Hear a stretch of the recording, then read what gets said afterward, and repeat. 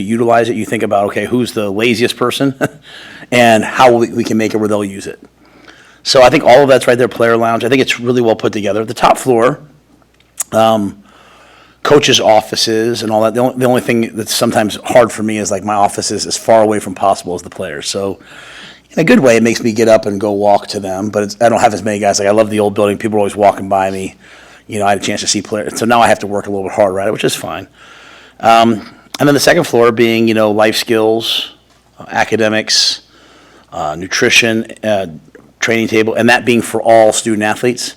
So I think it's really cool. It's kind of one-stop shop. So it's definitely big. A lot of it's that atrium, though. A lot of it's just that natural light and natural beauty. I think that was really well thought out. So I think it's an exemplary building, and people are certainly sort of blown away with it when they get there. I always have to remind myself, though, that at the end of the day, the building that I coached in at Temple would fit in that weight room. And we had 40-some future pro football players on one team there. So it comes down to the people that are in the building, but the building's excellent. How would you size up the June camping experience so far, and what maybe from last year in your first year here did you take and use going into this second season? Yeah, so when we talk about camps, people immediately go to recruiting. And what's bigger to me is the overall brand, right? I want people, when they see Nebraska football, when they see the Huskers, to have really positive memories or positive interactions. So between all of the, per se, Matt Rhule football camps, not the satellite camps, but the Matt Rhule football camps, you're talking about over 4,300 young people coming to a camp this year. That's just in terms of university enrollment, like that's great. 37 states. I mean, think about that. 37 states people came to camp from. We had our youth camps this week, and little kids come up to me, Coach, I came from Florida for this. Coach, I came from Colorado for this. So just in growing the Nebraska brand for the long-term future of, having Husker Nation people that have great experiences, them coming, have a great experience. Not everyone's going to play for us, but having a great experience. In terms of recruiting, I like to see players live. I like to see their competitive nature. I like to see their mindset. I like to see their skill set. So the fact that more and more people are coming each year to the camp, I can tell you this, we take the camp unbelievably seriously. I think if you ask Susan back there, like running that camp is there's a lot of pressure on the person who's in charge of it. Like the camp meetings at 7 o'clock on a Saturday morning are as intense as the post-game meeting after we play our first game. Because, how you do anything is how you do everything. And if I want people to trust their son with us someday, there has to be an intentionality behind it. We're trying right now, I don't know if we'll get it done this year, we're working really hard to try to get together a women's, girls 7-on-7 camp. I mean, girls 7-on-7 is going to be the next big sport. It's going to be in the Olympics. And I have two young daughters that just went to Amy Williams Husker women's basketball camp. My daughter, Leona, wants to be the quarterback someday for the Green Bay Packers. And so in the ultimate football state, I think we should be also addressing girls' flag. I think it should be in the high schools. I think eventually it's going to be in the NCAA. It's going to be in the Olympics. So I want us to get on the front end of that. So it's not just recruiting. It's just the overall brand. But I think we had a lot of really talented players come through here. And the only complaint I have is I think people think that this is like a Nebraska thing. I was talking, Sean was at one of the camps, I was talking to him. Ohio State brings in their top recruits to camp when they're a sophomore or a junior. But Ohio State sees those kids run fast and do whatever, and then they offer them, and then those kids nationally become like a 4 or 5 star, and it's like, well, they're vouched. Well, they come to Nebraska, it's the same thing. I want to see them too. And when we offer them, people are like, oh, well, Matt's recruiting diamonds in the rough. No, we're recruiting future NFL players. And so Ohio State does it, we just kind of say, well, that's what it is. We do it, it's kind of like, oh, they're diamonds in the rough. No. We evaluate just as good as anybody else in the country. And I think what you're starting to see, and you guys who talk to recruits, I know some of you, that's your world, they get an offer from us, and then they get a bunch of phone calls the next couple of days. And people are starting to get offers the next day after we offer them because people know we know how to evaluate. So I think the fact that we're willing to offer people shows the belief our coaches have in their evaluation. And, it's just a really good way to do business in my mind. Hey, Coach, with the unknowns of roster sizing moving forward, how do you manage that? Because you hear numbers as low as 85 to 120 to nothing. I mean, how challenging is that knowing that you have maybe the largest roster right now in Power 4 football? Yeah, it's funny. We were in the Big Ten meetings, and we were the largest. But a lot of the teams, there were teams at 135. There are teams that are close to us. So really, in the settlement, the crux of it is that they would like a roster limit, okay? And I think that's going to be conference by conference. But they also have eliminated scholarship limits. So if you say your roster limit's 120, you can have 120 scholarships now moving forward. Now me, as a guy who paid his way to go play football at Penn State and who paid off debt for several years, I don't know what's wrong with helping young people pay for their education. So if we're going to fit 90,000 people in that stadium every week, if we can pay for some walk-on player to not have debt when he's done, if women's softball, if Rhonda can have her students all leave debt-free, I don't see what's wrong with it. So I hope the number's at least 120, and not everyone's going to make all those scholarships, because there's a component to that. If you add 30 scholarships for men's football, now you have to add 30 scholarships to women's sports, to stay in proportionality. So there's a lot of things behind it. Excuse me, my mom's going to kill me for doing that on TV, but I was driving me nuts. But the uniqueness that people say, well, you mean the coach, there's 53 people on an NFL roster, but there's 90, then 80, then 90, then 75 in an NFL camp. And in the NFL, you might have a 53-man roster, but that 53-man roster, by the end of the year, encompasses 85, 90 people, because a player gets cut, you cut them off your roster, he doesn't count, it's just another 53rd person. People get injured. So right now, Demetrius Bell's out for the year, right? Is he going to count on a roster limit? And if we start saying they do, what are a lot of schools going to do? They're going to start cutting injured guys. Is that what we want from education? So there are so many unintended consequences of roster limits that I just hope they think through it. And then I would have a really hard time telling some of the guys who are, just because of where they are, maybe they're the 121st guy, telling them, hey, you know what, thanks for all that you do, but you can't be here. So, I don't understand why we have a roster limit, but if we're going to have one, I'm just waiting to see what they are. I'm operating. I hear a lot of people saying, I heard they're going to do this. I'm just telling you right now, I'm in those meetings. Troy's definitely in those meetings. None of us know anything right now about what's going to happen. So it's going to be a really unique time. It's a time where we have to be really nimble between revenue sharing and roster limits. How was some injury updates? Like, how's Deshaun, Singleton, Corcoran, Gaber, and how are they coming? They're all three fully integrated into what we're doing. Yeah, they're all three doing everything. So if we practice today, they'd be full go. Is Hill, is that going to bleed into the season? I would expect it to, yeah. I don't think any of us know how long that'll take. I know you can't talk specifically about prospects, but it looks like you're still looking to add some guys to the 2024 roster. I mean, kind of what goes into your thinking here in June as you maybe try to bring in a couple of late additions to the 2024 roster? I don't know what I'm thinking. To be honest with you, I don't think we're really looking for people. I think the one thing that we try really hard to do is we want to try to outwork the work. And so, if we throw camps and people show up, we're not going to look away from those things. And so, we're at a time now where there is no roster limit. There's a Title IX roster limit, but there is no roster limit. So, if we can add players who can help us, then so be it. So, it's not like we're sitting out there saying, hey, go find this, go find that. I think my thinking about the portal, as it continues to evolve daily. I think the one thing, if I could summarize it, I don't necessarily want to utilize the portal to get rid of players. A lot of coaches are culling their roster through the portal. I don't want to, if a player comes to play for me, I don't want to tell him he has to leave. Sometimes if a player wants to play, he might have to leave, but I'm not telling him he has to leave.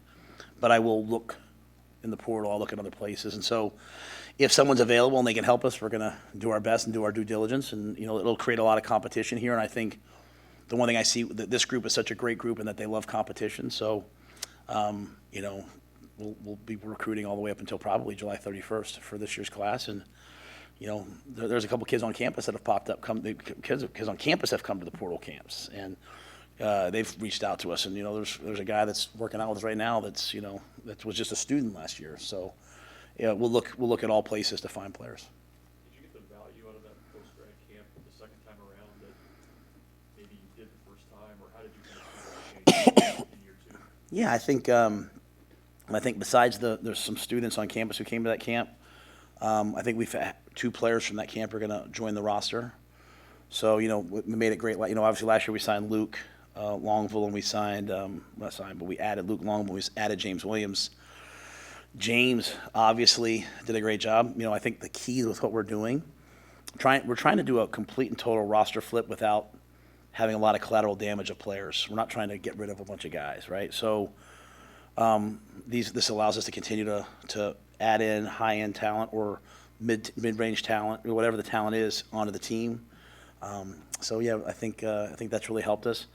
But when you look at James, it's also a commitment to once they're here, doing what's best in the long run. Like I could have just played James the last 2 or 3 games, 10 snaps a game, and he'd be a junior going into a really pivotal season. Now he's a redshirt sophomore, going in. Jaden Doss played in a couple games last year, made some big catches, and Jaden's going to be a redshirt freshman. He's starting his first year of eligibility this year. So I think it's not just the adding of players. I think it's the total comprehensive plan of adding players, not throwing a bunch of guys away, saying, hey, you have to leave. And then when they're here, making good long-range decisions. A lot of people don't want to do that anymore because they're like, Coach, man, why are we redshirting this guy? He's going to go in the portal anyway at some point probably. I don't think that way. So it's just kind of a total mindset. Coach, you've had opened up. What's up with all the coach? Like, usually you guys call me Matt. I like, it's so hot in here. I'm working on it. It is in here. Sorry. No, you're fine. You've opened up the support staff to media interviews this summer. Thank you. What's the line of thinking from your standpoint? Well, first of all, I'm really, really, really proud of the people that work here. I'm just absolutely overwhelmingly filled with gratitude that so many of them, left jobs, NFL jobs, like great jobs, and moved here. And they did it because of their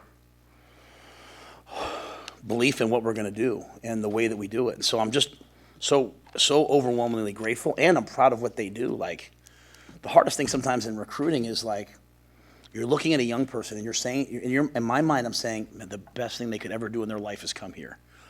But I just can't show them. It's not like It's a Wonderful Life where I can show them like what's that, Christmas Carol? You look, because I think you like Christmas, right? No? Okay, wow. Hot take. Amy does not like Christmas. Okay, just teasing. It's not my favorite holiday, Okay. but okay. What's your favorite? Mardi Gras. Wow. So, I'm saying it's not like a Christmas Carol where you can look ahead. And so to me, but I think you can feel it. Like a lot of the families that we recruit, like they can feel the feel in the building. They can feel, that, wow, like Kristen's going to wake up every single day and like, wow, these 5 guys are in Ramadan right now. I need to make sure they have food by sunup, and I need to make sure I make meals to pack to go for them at sundown. And this person's gluten-free, dairy-free, and not only does she want to make sure they have a gluten-free, dairy-free meal, but she wants to make sure they have great food. And she knows my 3 kids are gluten-free, so she's going to have bread. She's just like amazing. And like, and not just Corey, but Corey and his staff. Like, I can leave. I'm not leaving next week, but I can leave next week on vacation and I could know that he's going to train the guys, but care so much about their health. I don't have to worry about him doing something silly and someone getting hurt. And I know that like Gus is going to help these guys as they like come into the program, transition to college, and he's going to help them while they're here, and he's going to help them transition out. Like, so I want people to see that. And I want to give them unbelievable professional development, and I also want them to see how hard this is. It's hard to get up here and be like, boy, I hope I don't say the wrong thing. You know what I mean? Like, I don't get to edit it on a live press conference. So I want them to have that opportunity, though, because I think we have several future head coaches, but we have people that can be ADs. We have people that can work in personnel in the NFL. We're really blessed to have the people that we have. And then for you guys, I appreciate you guys. And you have to write a story every week no matter what, or every day, or whatever you guys do, right? You need content, so here's great content, so hopefully it's been good. You had a chance maybe to see some of the players because of you guys had a chance to work a little bit with them. I was watching the spring game again, and Satterfield said he felt like maybe strong with the on the offense was the receivers, and that wasn't true last year. So like, how much have you seen that group grow, even just here? It's brief time in the summer, and like, how did that group get so good so quickly? I think it's one of our strongest positions. I think there's some. I think everyone will go like, well, they got Nayor and Banks. Let me start with this person. Let me start with Elliott Brown, who to me is like the glue in that room. Like, we have a unity council, and he gets overwhelmingly voted in, okay? So he's the guy in that room that as you bring in all these people, that helps everyone assimilate into our culture. You have a guy in Garrett, I remember when I was hired, people were like, how's he going to recruit? Well, he's recruiting pretty well. And he does a great job in that room. When you're in that room, you have to deal with a lot of different personalities and guys who want to play and have the ball, but he can also build a brotherhood. So I think Garrett's an excellent young coach. But there's just good people in that room, and they're highly, highly talented. And so, I think it's going to be one of our stronger positions this year, and I think we're like going to be 8, 9, 10 deep. And then the guys who, there's some freshmen that maybe they'll redshirt this year, but if something happens like it happened last year where guys get banged up, they're going to be ready to play. And so, I think it's just a credit to the recruiting, but also the development. And the guys who played last year, they've taken a step this year. So I don't know how to say this right, Sam. It's like sometimes when you have a bad year, the first year, the head coaches usually fire the people that their areas struggled. Like our offense struggled. Like no big headline there. But I look at those guys sometimes. I'm in those rooms with the coaches. I'm in the room with Sat and with Garrett. And I'm watching like them triage through the year. And I'm like, what an unbelievable job they're doing. The results don't say that. But that's why you have to have guts to have this job and like to have this position. And like, I could have started over. But instead, I saw the development of Malachi last year, and I saw the development of Jaden, and I saw the development of Jalen Lloyd. So everyone now is watching the spring game like, well, look at Jalen Lloyd. But that didn't happen this spring. That happened last year. Okay? That happened because of his mother and father's trust in us to play him after the bye week, because of Jalen's trust, because of the job that Sat did, all the people I just talked about, the Gus Felders and the small conversations, and you do your best work in the first year. You do your best work in losing seasons. The losing seasons bring everyone together so you can have more success moving forward. So I'm expecting that group to be really good. If we want to be good, we're going to be able to run the ball. But we're not going to be able to run the ball into some of the boxes we saw last year. And we couldn't last year when we had to run it without running a quarterback. And so we'll be able to run the quarterback, but we don't want to live on that. We want to be able to line up and run the ball versus 2 high safety looks. And if you try to play 1 high or you try to zone pressure us, we're going to absolutely murder you. And you need players to do that. What is the plan with, you mentioned Doss a couple of times, what is the plan with him? He's a corner. Yeah, he's a corner. Yep. He's going to be good too. What do you see him, what do you see in him? I think he could play receiver or DB. Okay? I just think when you can find guys who have the height, weight, speed to play corner with it's not their, we turn down a lot. I think sometimes people think we're measurables only. It's not the 40-yard dash at corner. Okay? It's really not. It's the change of directness and quickness and loose hips. You need guys who run like a 3.9, 3.8 shuttle. I don't know what Jaden runs in the shuttle, but just in terms of testing, it's that change of direction and lateral movement. If you can find guys like that who also have ball skills, who are former receivers, man, you have a chance, right? Because those are the guys who can play the ball in the air. And so Jaden has all that. He's really smart. He's really tough. Jaden's a competitive guy. He's 200 pounds. He's a big man. So he went over there at the end of the spring and didn't really know what he was doing. You watch the spring game. You watch him try to tackle a couple times. He's kind of doing this. Not because he's scared, because he hasn't done it.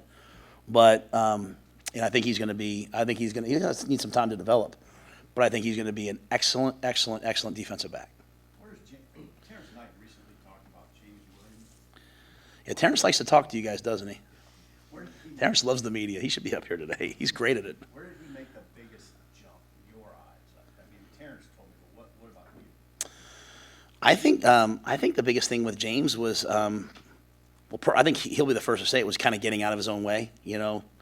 Again, we started with him in his sophomore year, so it's one thing when you play a freshman and they still don't kind of understand what's expected. You can work them through it, but you going into a sophomore year, being on time, taking notes, being a professional, doing all those type of things, he wasn't really doing at a super high level. He has an elite ability to rush the passer. And because he has the ability to change levels, where like he can be this tall and then instantly be down here and then be back here. Not many guys have that. Some guys are so explosive, and the reason why they're explosive is they're tight-hipped and tight-ankled, so they can explode forward, but he can change levels. And I think he really mastered that a lot on the scout team. Like he was almost unblockable at times because we let our scout teams play full speed. And so I think it was him just understanding the maturity of it. Now you see him now. He's getting bigger. He's getting stronger. I was out there yesterday when they were running, and what a different world we live in now. Like, Mitch comes running over. He's like, James is done. I'm like, why is he done? He's talking to Corey. I don't get involved in the summer. I just watch. He's like, well, he hit 90% PR, whatever. So if you run fast, basically you get done. So he's running fast. So I think those are the things. And I think as James continues to just mature as his football character, study more film, watch more tape, take better care of his body, the sky's the limit for him. You mentioned Elliott Brown as like a great guy in that room. Have you seen the number on the roster grow of guys like that as you get into June and what they're going to? Yeah, I think the unique thing about Elliott is that he literally is a player who runs his own camps and goes and speaks at schools on his own, who's been hurt and tore his ACL and rehabbed and is way ahead of schedule. And he basically he's working for us as a player development liaison. So no, you would never hire a player to talk to other players except for Elliott Brown because he's just a different type of guy. And the players love him. So like literally we're running a camp in Omaha youth camp. He's like, my camps are run so much better than this Rhule. And I was like, wow. And he's probably right though. So, but yes, we have a ton of glue guys here. We don't have any. I mean, we don't have any divisive guys. And most teams I've coached, you've had a couple of guys that you have to constantly. We don't. I mean, we're so lucky to have the Cornhusker guys, like the dyed-in-the-wool, like Nebraska guys who I think they bring the locker room together in a unique way. I think Jamal Banks has been a guy like that coming in, with his focus on not just football but academics and all that other stuff. But I think Elliott's just kind of an outlier. He's just a really special person. Just to follow up on Jaden Doss, the corners as a whole, it seems like you like some of the young talent there, but there's not a lot of experience with some of them in college games. How do you feel about that group right now, 2 months from this season? Yeah, they'll be good. I mean, think back to last year. Omar Brown hadn't really. How many games had Omar played before last year? Not many, right? Phelan hadn't really played on defense at all. Giff was playing a whole new spot. Deshaun hadn't really played. Tommy hadn't really played. Our job is not see people for what they've done, but for what they can be. Now, we'd love to have experience, right? But we're pretty experienced on defense. We have a lot of guys back there who I believe can do it. Now, I mean, if I had an older guy, would I love? Yeah, heck yeah, I love that. If you can get me 2 Tommy Hills, I'll take it. But I mean, Tommy Hill was in the same exact boat last year. Like, we literally were. Tommy, we were going back and forth. Is he a wideout? Is he a DB? Tommy came to me in week 4 and was like, Coach, I'm not starting. I'm not really playing. Should I redshirt? And I was like, well, can we give it one more? Because he had one more week to play, I think. So maybe it was game 3 or maybe he didn't play one. I can't remember how it worked out. And I was like, let's give it one more week and we'll make a decision next week. Well, now I can't turn on my Twitter without seeing he's one of the top returning corners. So I just think our job, instead of taking the easy way out and always looking outside, is to look inside first. But again, if there's a corner sitting out there that wants to come in and compete for the job, I'd take him right now because that'll help those young guys be better players. And we're living in a world now, and I'm not saying that we're ready to think about 17 games, okay? But I'm sitting in Big Ten meetings, and there's coaches in there who are talking about rules, and they're talking about, hey, we're going to play 16 or 17 games. So, my third-team corner is going to be my starter at some point. And I just don't know that I shouldn't give our guys the benefit of the doubt that, hey, we should start thinking that way. And if we're not, maybe we're not ready for it now, but at some point, we're going to be playing more than 12 games. So that mindset of it's not just your high-end, top-of-the-line guys, it's the middle guys. And at some point, oh, by the way, it's our – we started the year off, no one here thought that Emmett Johnson was going to be the starter, but he was. And he was a pretty darn good starter, wasn't he? No one thought James Williams was going to be playing. He was on the scout team. He was going to scout team meetings, and he's out there sacking the quarterback against Maryland. So our job is to prepare all 145 guys on the team to play.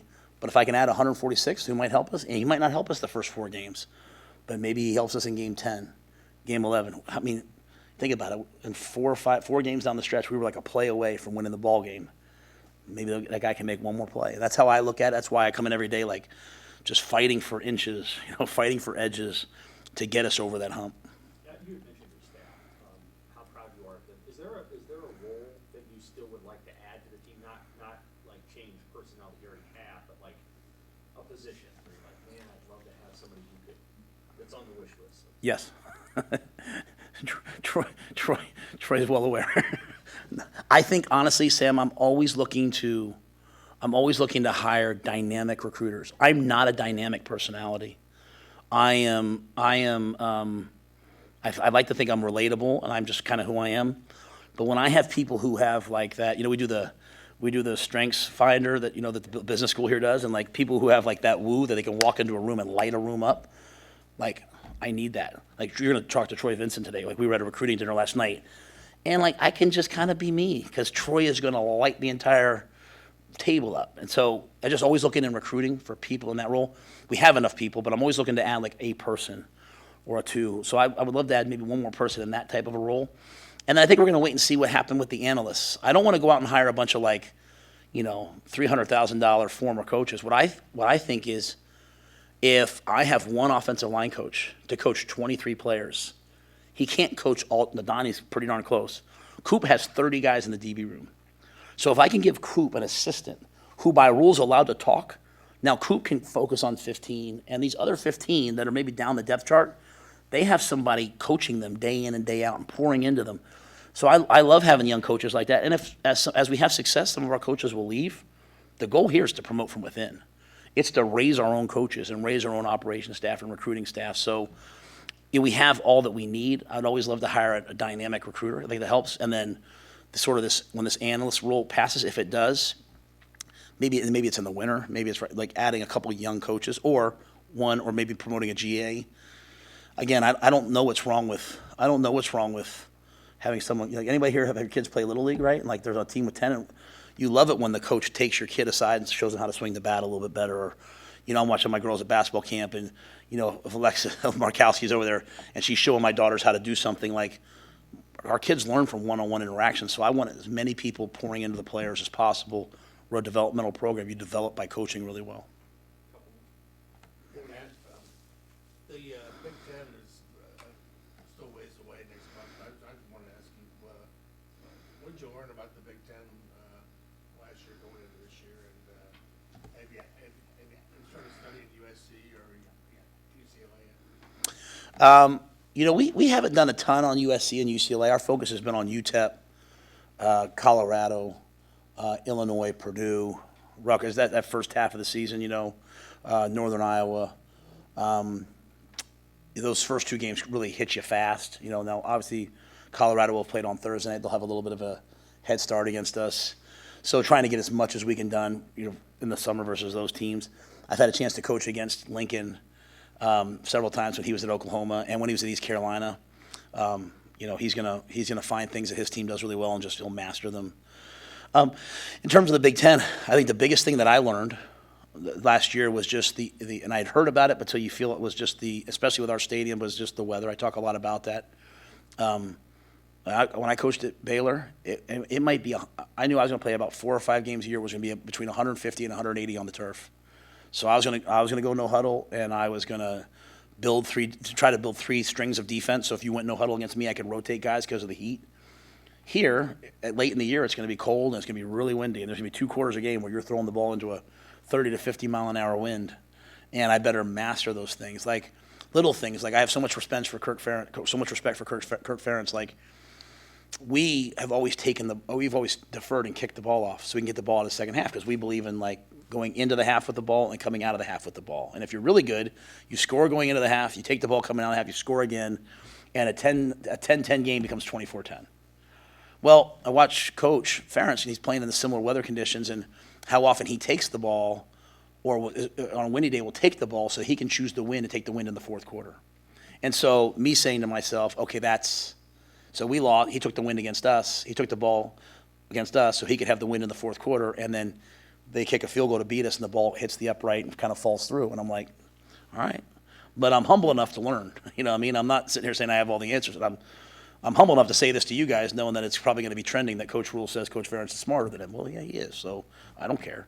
But so I just think the Big Ten weather, people are like, why does the SEC score so many points? Big 12, go play at Ohio State. Go play at, go play at Minnesota. Go play here when the wind is howling. I think that's the biggest thing. I think travel is going to be something that, people are, I think people think they understand, but they don't understand. Like I keep track of like how many days we have rest before a game. And other people, we are way down on that this year. Like we have way less rest before a game than our opponents do. I'm not complaining about that. But then I have to, on those weeks where someone's coming in with, they had a bye week the week before us, or they had 10 days and we have 6 days, I've got to do a really good job of monitoring, A, the travel, and B, how much time we have. We're so lucky to be in the central part of the country. So it's, 3 hours to the East Coast, 3 hours to the West Coast. How are the West Coast and East Coast teams going to handle flying across the country? What if you're on the East Coast and you're playing an 11 o'clock Eastern game at USC, and then you got to fly back, get back at what, 5 in the morning? No, noon. Get back at noon and then try to get your bodies ready to play the next week. It's going to change your practice. So there's a lot of things here these are the things that keep me up at night, right? Like these are the things I'm like, man, we got to figure this out. We got to figure that out. And you find out what time your game is, 12, sometimes 10 days, 12 days before the game. So the research says, like, if you're playing on the West Coast, I'm sorry if I'm boring you with this, but if you stay on the West Coast, you should stay at a hotel the night after the game so that you can get a good night's sleep and then fly back the next day. But what if you only get 12 days? Hey, Susan, call the hotel, tell them we need 120 rooms. Now all of a sudden, 12 days out the night. So there's so many things, unintended consequences. But it's like anything else. We were having a meeting today, and I reminded everybody, half of the Fortune 500 companies in the United States were founded in economic downturns, in depressions, and it's because, like, if you are coming in a time of adversity, you better be really well put together to survive. But if you survive adverse times, you'll be really profitable in non-adverse times. How does that relate to us? Transfer portal, NIL, revenue sharing, roster limits, all these things. If we can navigate them just like that much better than everyone else, that's our advantage. And that is the legacy of Tom Osborne, Bob Devaney, Frank Solich. They handled all these different things a little bit better than everyone else in the country. And so that's my job as the head coach here, is to say, how do we handle the new Big Ten and the travel? Like, we're playing at USC. I don't know what time that game is. That game might be an 8 o'clock game out there, which is a 10 p.m. Eastern game, which means the game will get done at 2 p.m. our time, which means we'll leave the locker room at 3 p.m. our time, which means we'll turn around and fly back here. By the time we get to LAX, we're getting here at like 9 in the morning. It's going to be tough, but we're in Nebraska. We do tough stuff. Who else? I'm not talking to you guys again until this fall, so if you got something, you better throw it out now. Don't call me on the break. I ain't calling you, so no. I'm curious, whenever we talk to you, it's, just like you were doing there, you're always kind of thinking about the analytical aspects of different parts of the game. And so I'm curious, with the addition of the Guardian caps, if you've seen, or kind of what the data is so far, what you're seeing from that. I know some high schools are even starting to think about that maybe for games themselves, but just what you're kind of seeing from that piece. Yeah, I did the Guardian cap when it first came out at Temple, like my first year. And there was sort of this other part of it that people were saying, like, hey, is that extra weight going to cause some neck injuries? Is the friction of it? So we kind of got away from it because our general counsel on campus was a little bit nervous about it.